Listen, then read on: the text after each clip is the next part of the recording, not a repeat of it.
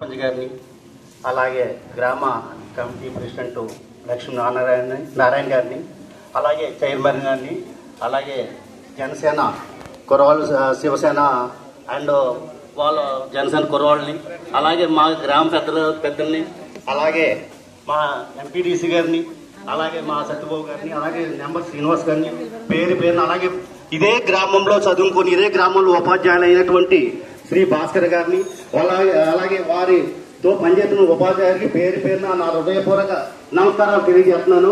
మనం నేడు 79వ స్వతంత్ర దినోత్సవం మనం జరుపుకుంటున్నాం.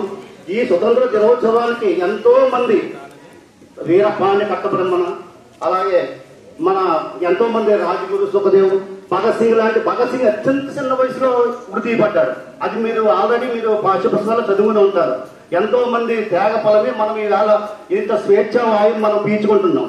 అలాగే మీరు మా గ్రామంలో మీరు బాగా చదువుకుని మా గ్రామానికి మంచి పేరు ప్రతిష్టలు తీసుకురావాలని కోరుకుంటూ, అలాగే మా గ్రామానికి ఈ స్కూల్కి అభివృద్ధి చేస్తున్నటువంటి మా గ్రామ పెద్దలకి మరొకసారి హృదయపూర్వక ధన్యవాదాలు తెలియజేస్తుంటూ, నాకు ఈ అవకాశం ఇచ్చిన పిల్లల ఉపాధ్యాయులు అందరూ మా గ్రామ పేరున కృతజ్ఞతలు తెలియజేసుకుంటూ నేను ఈ స్పీచ్ని ముగిస్తున్నాను. జై హింద్.